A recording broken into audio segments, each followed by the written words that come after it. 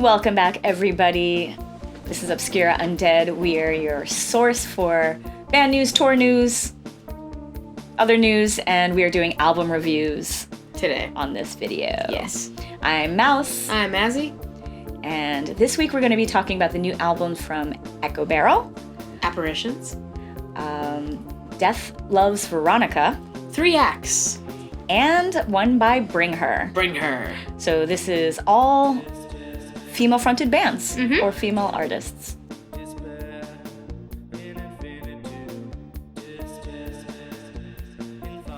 Alright, so the first album that we are going to talk about is Death Loves Veronica, 3 acts. That's ACTS. Not an axe. Yeah. It's acts, like a play. Yeah, alright. And, So this was released July 26th on Swiss Dark Nights. You can get it right now, the digital version on Bandcamp. And the band is the solo project of Veronica Campbell, who is based out of San Antonio, Texas, I believe. Solo project implies she had another project, and that is Veronica's Veil. Oh. Which has other members. Veronica is also an author and a filmmaker. And she goes by Ronnie Stitch, which is kind of cute. And writes young adult and children books. Which is pretty adorable, if you ask me. So I just want to touch on her bio real quick. That's on her Bandcamp page. It says, an evolving dark wave, cold wave synth project incorporating gothic death rock, created by award-winning artist Veronica Campbell. Death rock? That's what she says. Okay. I didn't hear death rock. Did not hear death rock. Maybe it's an album that people who listen to death rock might enjoy. And that's why they use the tag and the description. Maybe. But who knows? Or maybe she does death rock in other projects. I don't know. Is that what Veronica's Veil is like? I honestly couldn't tell you. We should have listened to that, and maybe that's what she's coming from. I was trying not to listen to it because I wanted to not draw a comparison between the two, and I wanted to talk about the album as it stands. I guess it's a good idea. I think I have more understanding of an album if I hear where they come from or where their previous albums were. So I might still go back and listen to Veronica's Veil. Okay. All right, cool.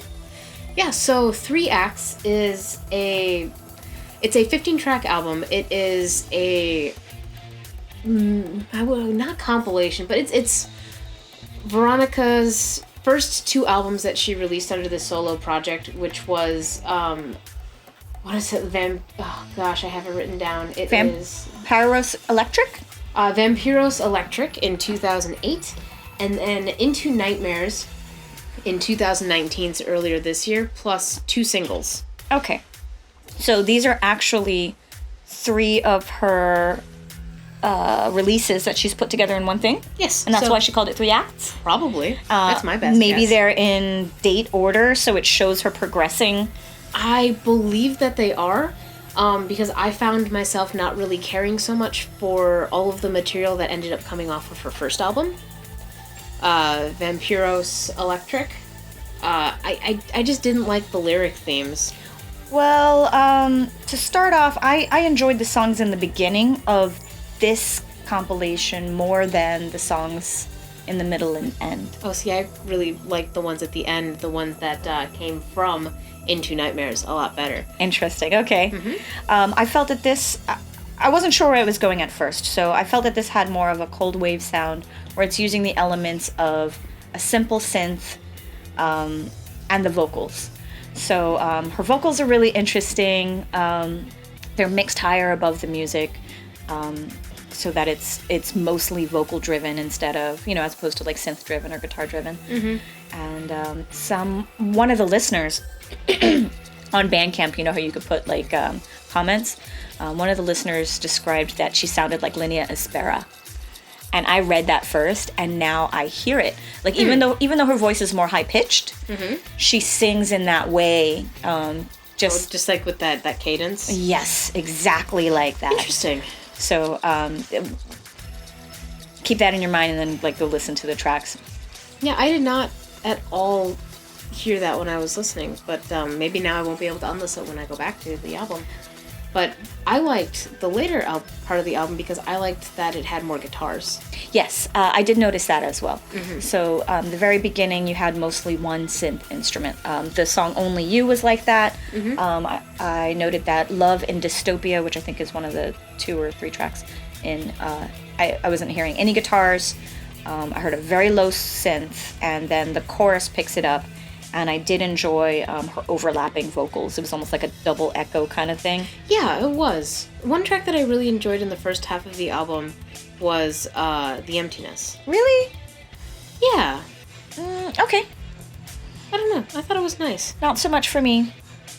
I listened to it a couple of times, and I just wanted to go back to the more energetic, dancier type of tracks. That does sound like you. That makes sense. Yeah, I wasn't in the mood for ballads, and that's not saying anything against the album. I just wasn't in the mood for it, I suppose. Frame of mind can definitely affect how you feel about an album. So, the fact that I know now, I didn't realize this at first, and I apologize, but I didn't realize at first that it was 3 different releases. I did not either. So I found, I have this problem with the placement of songs, and how it flows through an album. Right. So the fact that The Emptiness was there in, track 3 or 4, I was just like, I don't want to hear this right now, It's like you've got me in a mood, Right. I'm on a little train with you, Especially when Only You comes in, because it's such a dance floor song, Yes. Yeah. So, I get that your thing is in 3 acts, but... say act 1, act 2, act 3. Have little transition tracks in between that are 10 seconds that say what act you're in. Yeah, she can get on the microphone and be like, act 2. I've never Exit heard an stage album left. that does that. No, I know. That would actually be kind of great. I want to say there are other albums we've listened to that do this, but we can tell there's a transition. Yeah, a lot of the albums that we've listened to do that, where it's a very obvious transition. Like She Passed Away, Disco Anxiety had a transition where they went from the more synthy stuff to more post-punk stuff. La Maldad. Oh man, I love that they played that live and you were so mad. I know it's not your favorite. It's growing on me. Nope. So in the second half of the album, I really liked Black Masses.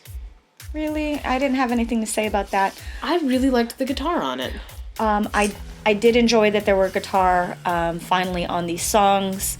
I thought it was the progress of an entire album as a whole, so when we got there I was like, finally there's some guitars, and it really sounds more balanced with the guitars. I can agree with that. I have to talk about the lyrics. I can't. I have to talk about the lyrics. So, Perfectly Dead. The blood drips so red and so thick. Explain that to me. I was way more forgiving of the lyrics when I found out that the album was Vampiros Electric. I was just like, okay, this is a theme. This is why they're all like this really cheesy lyrics. So after my initial frustration with the simplicity of the lyrics, it was kind of enjoyable. It was so cheesy. I really wanted to, I actually looked on the Bandcamp and I was like, where's the lyric button? I want to see the lyrics. And they weren't there, so we're actually going to have to give a good listen with our ears to get all of the lyrics. She has some lyrics posted up on her Facebook page because it's a snapshot of, I think, the CD insert from Swiss Dark Nights. Cool, okay. So some of the tracks are in there. Okay, awesome. All right. Yeah. And I thought The Potion was interesting. It was mostly spoken word style singing. Yeah, I listened to that one 3 or 4 times, and I'm not sure how I feel about it. I think, we were talking about spoken word style singing before with Medusa Stare and Kaylin Mikla. Yeah. So I've been adjusting myself to enjoy it more and more. And I thought maybe that you would really like that one. It was, it wasn't that I didn't like it, it's that I kept fixating on the way she was saying potion. What? How do you say potion? Just like that, but it's just, Was she doing it in 3 syllables, like, potion? No, it's just the word potion. Potion. It's such a 1950s so word to me. weird. 50s? Yeah, it's like an I love, no, it's like I Dream of Jeannie word. Like, Why would you think just, of I Dream of Jeannie and not like witches? I don't know, because this is like my like mental, like formative, like experience I don't think around, she like, wanted the you word to think of potion. genies in a... Like, what is it? Like, no, not like that. Like what is it? Like Love Potion number 9? Yeah. So I think of like, stuff like that. So Okay. that was like, so I just, it's not that the spoken word is weird, it's my own hang up on the word potion. Okay, so you have an aversion to the word potion. It's not an aversion. I am going it's just to a hang up. I'm going to make an entire playlist of songs with the word potion in it, just for you, because that is exciting. Does news. Screaming Jay Hawkins say potion in any of his songs? I don't know. We're getting a Doesn't no. he We're getting a have- no from over there. Well, doesn't What? he have that I Put a Spell on You song? He doesn't have a potion, right? Damn. That was the only song that I can think of that might be a Also, candidate that's not for that. originally his. No. No, All right. but he is the best version. Moving on. So there was another track that I really enjoyed called "Destroying Me" that was later on the album. It incorporates more of that guitar. Yeah, So I thought that was a very fun one. I agree. What was your favorite track? Probably Only You, which is the first one I heard, and I thought it was quite decent. I think that Only You is the best track on the first half of the album. I think that Black Masses is the best track on the second half of the album. Cool. Okay. Did we have one in the second act? No, because it was just the singles, but the It was Horrors, Perfectly which was- Dead and Vampirius Electrus. One of the Electric. singles was The Horrors, which is the last track on the album. I didn't like that. I thought it was fine. The Horrors. I was like, what am I listening to? It Yeah. was The Horrors. So pick up her stuff on Swiss Dark Nights. And check out her other projects, Veronica Vale. Oh, you said music videos? Yeah, check out her music videos. She actually has quite a few that I saw. She's apparently a filmmaker too. So, Ooh, she probably directs them herself? you know, we should probably watch them to find out. We should. Yeah. Yeah. The blood drips red. Wait, what is it? The blood drips so red and thick. So thick. Yeah. Yeah. It was fun. It was fun. It was fun. Okay. All right. The next album that we looked at was Bring Her, Bring her. and their self-titled album Bring Her. Bring her. So. So they said, I guess, self-coined sorrow wave. Sorrow Wave from the sun-starved western hills of Pittsburgh. Pennsylvania. Yeah. So this is made up of Nadine and Marcus. And this album released on March 11th on Icy Cold Records. Yeah, they have like one label for their record, one label for their tapes, and one label for their CDs. For their international release. Yeah, 'Cause, Icy you know, Cold is for their CDs. Because why not?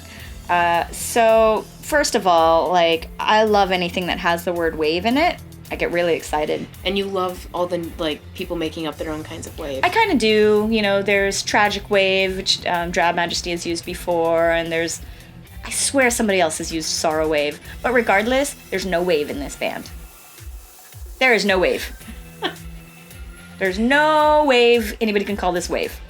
So, they are more of... They're more like an art industrial band. Yeah! I like... And that's not anything that you would think that I would ever usually enjoy, but I, like, found... This album was really interesting. Yes. I agree. liked the really artistic experimental aspect of it. There was a lot in it that, like, I'm like, okay, so this is kind of almost dark wave, this is kind of almost goth, this is kind of almost post-punk, but I loved, like, the guitar. I wanted really to say interesting. almost like post-punk industrial, but it's not as heavy as industrial, but Right. it's heavier than cold wave. Yes. It's not minimal wave. Nope. It's just grungy, It's sorrow wave. drum machine heavy. It's not sorrow. Okay, okay. So Nadine has these very droning vocals over the entire album. But aggressive vocals. But these aggressive, like, droning, plaintive vocals. It's Droning. really interesting. I also described it as droning guitars, droning vocals. Yes. Yes. It was a lot of industrial drone, sorrow drone. But it Wave was- sorrow industrial drone. But also very witchy.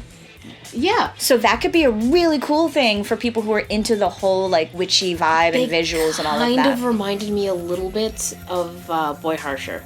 Really not? I didn't get that at all. I It didn't was catch it was that. the way the vocals were set up. So for me, Boy Harsher still sounds very pretty, and her voice sounds very sexy. That's not for everyone. But in this, the female vocals were, there was a lot more aggression in it. Would you call them sludgy? Yeah, the music is kind of sludgy. Well, grungy was what I was describing it as. So, their first song, Curses Not Promises, is probably their more accessible pop-like song, but not pop at all, not pop music. No. Just more like, you've got a chorus that you could sing along to. They have a music video out there. The music video was edited by Timothy Guynette from Poison Point. Mm-hmm. And one of their songs on here is a cover of Poison Point. Mm-hmm. So they're friends. And once I realized that, they have some kind of relationship with Poison Point, then you can get that that's kind of the direction they're in. So Poison Point is more cold wave-ish, minimal industrial. These are all probably terrible terms. You may have to just listen to it yourself to get your own description. And they were just like a grittier version of that. Yeah, right. I can kind of see that. I've honestly never heard anything exactly like Bring Her, and I really did appreciate that. You didn't think it sounded kind of like the new All Your Sisters with the aggressive vocals and the only way that I thought that layout? It might sound more like All Your Sisters is because it was built around the beat track, so that is the only way that I could say I would see it being like All Your Sisters, but it definitely seemed very much built around the backing beat, that was what they built the songs up from. Yeah, and there were some songs, I swear, there was nothing but a drum beat. Yes, there was a song halfway through the album. Oh. That was the one where they lost me on, but they regained me a couple tracks later. Okay, so you're probably talking about Held by No One. Because there's Held by No One, which is a collaboration with War Scenes. It is just a techno beat with experimental ambient vocals. See, that track lost me because I really loved the track before that. What was that? Arms in the Circle? Mm-hmm. I really loved the track. That was very post-industrial. Post-industrial? Yeah, so post-industrial is it's like how people describe the difference between post-punk and post-punk revival. It's still industrial, but it sounds different because this new generation of industrial is inspired by what they had growing up instead of whatever came out in the 80s, 90s being inspired by what they had growing up. See, that's really interesting because on Arms in the Circle, I really felt like when it was leading in, the guitar really reminded me of the Susie and the Banshee album, Juju. Really? Just the way that the guitar was on the lead up and then a couple times throughout. And I really loved the guitar throughout this entire album. I felt like it was a really excellent sort of accentuation or I don't know, what's the word, it broke up everything else that was going on in a way that kept the tracks really interesting. I really love the guitar. This album, every song is a little bit different. Mm-hmm. It could almost be that every song is a different band, but it's still cohesive. It still sounds like one band. Mm-hmm. I really enjoyed the 11th Hour. Brutal wailing vocals is the way I would describe it. Grumbly guitar and that drum machine. Mm-hmm. And of course we have Osiris's Temple, or maybe Osiris Temple. That is actually a Poison Point track that came out in 2016. You can get that on Bandcamp. I thought it was a great cover. Yeah, it is a great cover. I really enjoyed it. Did you go find the original and listen to it and compare? Mm-hmm. Okay. And that's definitely cold wave, post EBM. Poison Point, by the way, is from France, which is really cool for them to be collaborating with this band from Pittsburgh. Yeah. Good job, guys. Yeah. So check out the music video for Curses Not Promises. Mm-hmm. Check out Poison Point as well. Yeah. And that brings us to the last album, which is Echoberyl's. Echoberyl. This is her debut. That's awesome. Is it? Is it? I think it is. I've never heard of her before. I think that this is her debut album. I love Echoberyl. So we've got. I should fact check this. Echoberyl is another two-person project. Cecilia Dasanevi and Adriano Iacongeli. So I'm going to guess that Cecilia is from France and Adriano is from Italy. So you can tell in her voice, when you hear her singing, it actually reminds me of Amandine from Minuit Machine. That's exactly what I thought. Like, it reminded me of Minuit Machine and Hante in the synths and a little bit in the vocals. That first track that they opened the entire album out, though, Broken Pieces, great track. The way that the guitar was laid out reminded me of She Passed Away. Really? It did. It was like, because it's like note, note, note, small motif, note, note, note, small motif. Interesting. Yeah. So, that particular song, that first that's song, her debut Broken album, Pieces. She's adorable. She's wonderful. We forgot to mention, this is also on Swiss Dark Nights. Released July 27th. So this just came out. Go like her on Bandcamp and Spotify and all that good stuff. So this first song, Broken Pieces, she does have a music video for that. Full sound. Like, you just hear all of the sound that's coming out of two people. Perfect layering of synths, guitars, vocals. Female vocals are not overpowering. That is a big plus for me. I like to hear female vocals as an instrument, like pulled down into the music, so that it all kind of like moves together as one unit, instead of female vocals laying on top. And that to me is the difference between one-woman female projects and projects where you have a woman as a band, like a member of a band. I feel like they play with the vocals a little bit differently. Interesting. I'm in a lot of cases, and I'm coming around on it, not a huge fan of really soprano-y female vocals. In the same way that I'm not a fan of like high-pitched synths or pianos or those sorts of things, mostly because I have tinnitus from too many years of blasting my eardrums out, and so it causes my ears to ring. But yeah, I do definitely appreciate when like the vocals are further down mixed down in, with the rest of the instruments, and they aren't quite as like screechingly on top. Also, women are more sensitive to those high notes. So maybe you're listening to your music too loud? Or you did listen to your music too loud, and that's why you have tinnitus now. Oh, I mean, no, I've always had tinnitus. It's from a shitload of concussions as a kid and blowing out my eardrums through concussions as a kid. Oh, did you play football? No, I fell off my bike a lot in car accidents and shit like that. Oh my god, Azzy. Yeah. Azzy and Mouse story time. Do-do-do-do-do-do-do. That's great. That's our official music, I guess. That's awesome. I love it. I hope you can remember it next time. I will not. So, Apparition, title track, similar feeling to Broken Pieces. Just great. Just has, it actually sounds like a full band. I really enjoyed that. And then there was the song Prisoner, which to me was very unconventional percussion and like a strange staccato canter that keeps it interesting. So I thought that track stood out. I wouldn't say that I enjoyed it that much, but the rest of the album I definitely enjoyed, no matter what direction the songs took. One thing I really enjoyed about the album overall is that in one track there was like a harpsichord, and then in another track there was like a bunch of strings, and there were like these very like, I'm sure that they were, sampled, and they didn't have someone sitting there, because you can do that on like a keyboard nowadays. Yeah, I think so. Don't think there was like a full-on like harpsichord like in the middle of the I mean, that would be super cool, but no. I thought that was really cool.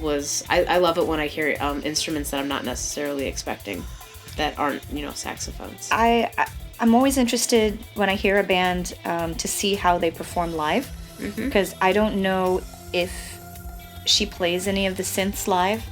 I guess we should watch the music video. But I know that the guy does guitar. So who would be doing the synths? I don't know. Maybe they have it on a laptop. We'll have to find out. Maybe they write everything. So there's a track in the middle called Floating. It's a ballad. It's got a lot of keyboards in it. I love that. Then it bounces back into Dark Embrace Me, which wakes you up, with like this new wavy, New Order like track. I really enjoyed that a lot. And then there is a track called Rectangle. I liked Rectangle. Yeah, it was otherworldly. It was almost like a mini epic. There's a music video on YouTube for Rectangle, and Really? yeah, and they describe it as a short film. We could. Have you seen that yet? I stopped it and didn't watch it, thinking maybe that we could watch it together. Yeah, let's do that. Yeah, because they also have Broken Pieces, and I want to say they have one other one that has a music video. But they describe it as a short film. Yes. That intrigues me. Yeah, and I saw some black and white imagery. Ooh, Yeah. sounds good so far. Sounds spooky. The Age of Nothing has like a synth / wave vibe to it. It's a great closeout for the album. I thought it was really beautiful. And then the Broken Pieces radio edit track comes after that. I didn't even listen to it because the song The Age of Nothing was so perfect to close out the album. You're just like, like when you close out an album the right way, you're just like, wow, that was a nice ride. I also don't listen to radio edits. Radio edits are stupid. We Yeah. want longer dance floor edits. Radio edits are for people No. who listen to the radio. I don't want dance floor edits necessarily. What? I want a piece of music that is interesting and isn't kowtowing to, the need to be on a dance floor. Isn't it kowtowing? I don't know. I thought it was kowtowing. Is it kowtowing or kowtowing? Oh, How now, brown cow? Oh, now kowtow. Now you're not sure now. yeah. What are we, Dr. Seuss? It's kowtowing. Or, I mean, I don't know. There's a lot of words I learned from just reading, so I say things wrong all the time. I used to say, okay, so one time I had to read the word paradigm out loud. Did you say paradigm? Paradigm. Oh my Paradigm. god. Well, what's worse is my little sister, I'm just going to throw her under the bus here. She is a very well-read person, but she says masochist. And I'm like, I'm not going to teach you the proper way to say these things because you shouldn't be learning about these things. Oh, no. She's like, is he a masochist? Yes, he's a messagist. He's a messagist. Oh, that's cute. Oh. Favorite album off this track? Favorite track off this album? Yes. I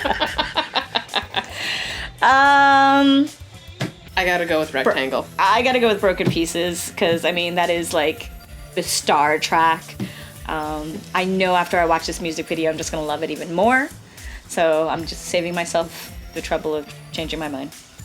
You're allowed to change your mind. It's okay. Oh, factoid. Factoid? Factoid. So as I was listening to this, knowing that they're French-Italian, I was like, man, this kind of, the way the songs are written kind of reminds me of Polyverso. Their Yeah. website says that lyrics are by Ari of Polyverso. Really? Yeah. So I don't know how much of the lyrics she wrote, but she wrote the lyrics. Wow, that's really cool. And it wasn't blood drips red, so thick. I'm telling you, we gotta learn these lyrics. People will be like, those lyrics are awesome. Where'd you learn them from? You're so mean. I'm not mean. I am pointing out amazing lyrics that stick with you for the rest of your life.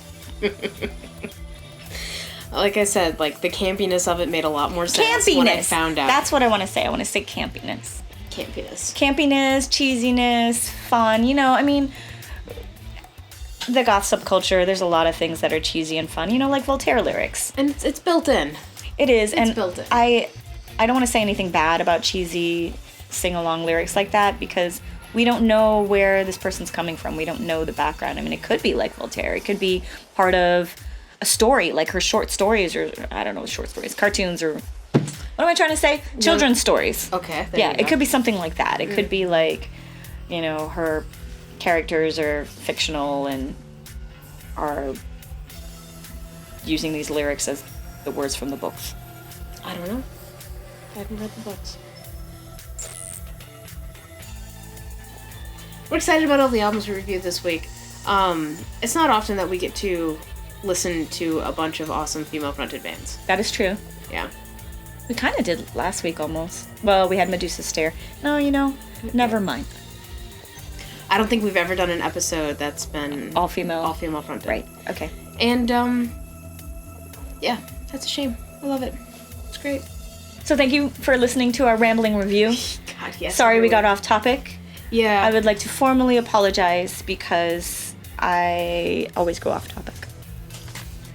All right. Well, Yeah. we just want to thank the people who help make these videos possible, and it's not just viewers like you, even though we are pretty much PBS at this point. Thank you to our lovely patrons who at any tier, honestly, but we only read the violet and above tiers. So, to start off, thank you, Skullgirdle. Thank you, Acid Bitter. Thank you, Cadaver Kelly. Thank you, David Zoiser. Thank you, Diaciculus. Thank you, Mason Shiver. Thank you, Junkyard Bat. Thank you, Beth Razoth. You skipped one. Thank you, Livy. Messed me up. Thank you, Dreaming Noctis. Thank you, The Count. You're just skipping all over the place. Thank you, Max Shrek. Thank you, Tiffany. Thank you, Demetria. Thank you, Uncle Fester. Thank you, Tiffany.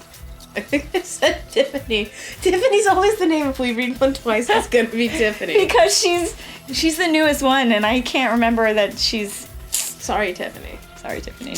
Anyway. Tiffany don't care. Check out our other videos. Earlier this week, we should have uploaded our news where we talked about Brad Majesty. And The Cure and, well, Twin Tribes. So really, this is just an extension of that. Which is why we're talking conversation. about Twin Tribes all the time. So, yeah. Yeah.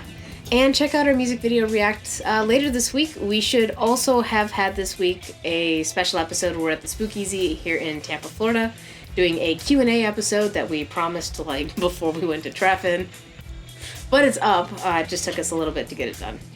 We drink mimosas. It's great. So thanks for tuning in. Thanks for tuning in. And watch for us next week. Subscribe, like, comment, all that good stuff. Smash the like, smash it. Yeah, hit the bell. Do the thing with the bell. And Instagram, Facebook, Teespring, Patreon, Twitter, Mixcloud. And all of that. Our website. All right, bye. Later. You know what it is.